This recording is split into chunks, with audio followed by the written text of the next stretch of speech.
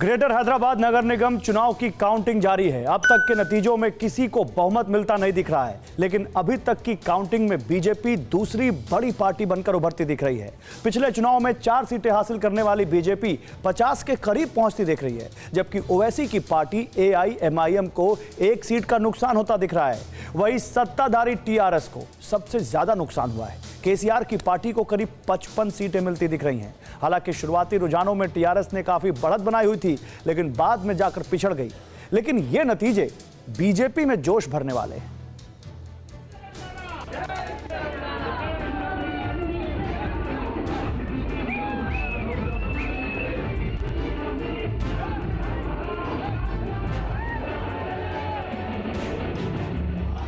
दिन चढ़ने के साथ साथ कुछ यूं KCR की पार्टी की उमंग आसमान छूने लगी। ये जश्न नगर निगम में सबसे बड़ी पार्टी बनने का है।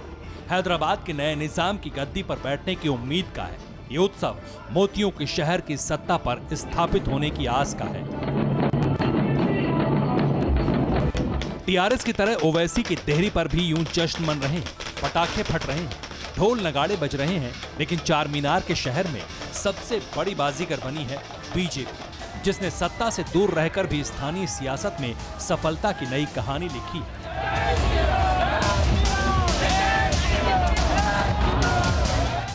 चालीस 42 सीट तक आने का पूरा चांसेस है।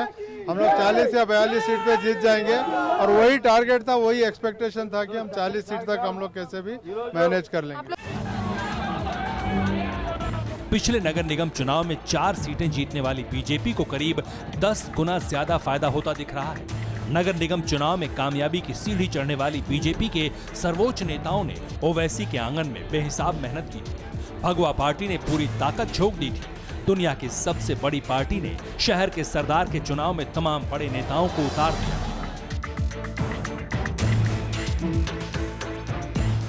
ओवैसी का किला ढहाने के लिए बीजेपी के चाणक्य खुद सड़क पर उतरे थे हैदराबाद में। हम हैदराबाद को नवाब निजाम कल्चर से मुक्त होकर एक मिनी इंडिया बने ऐसा शहर बनाने की दिशा में आगे बढ़ेंगे।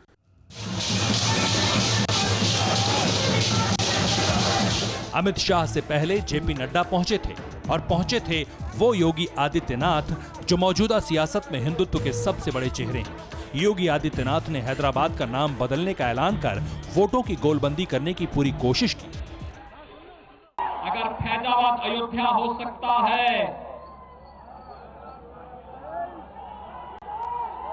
भाइयों बहनों, अगर इलाहाबाद प्रयागराज हो सकता है,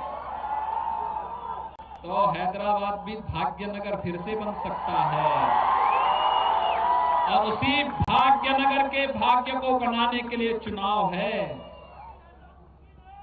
और भाइयों बहनों, इसी दिशा में अभियान आगे बढ़ने की आवश्यकता है। भाग्यनगर के आसरे भाग्य बदलने का सपना देखने वाली बीजेपी का भाग्य खुल गया। जिस रणनीति के साथ बीजेपी ग्रेटर हैदराबाद नगर निगम का चुनाव लड़ रही थी, उसमें कामयाब रही। राजनीति का रट्टा मारने वाले अच्छी तरह समझते हैं कि शहर की सत्ता से दूर रहते हुए भी बीजेपी के लिए ये जीत बहुत मायने रखती है। 82 लाख की आबादी वाला ये ग्रेटर हैदराबाद तेलंगाना में बीजेपी की भविष्य की रणनीति का हिस्सा है। ग्रेटर हैदराबाद नगर निगम के चुनाव में परचम लहराकर बीजेपी दक्षिण भारत के अभियान को मजबूत करना चाहती है, क्योंकि दक्षिण भारत अभी भी बीजेपी के लिए सबसे मुश्किल चुनौती बनी हुई है। कर्नाटक को छोड़कर आंध्र प्रदेश, तेलंगाना स्टेट, तमिलनाडु में और केरल में बीजेपी का सरकार बनाना सपने से लिखा है।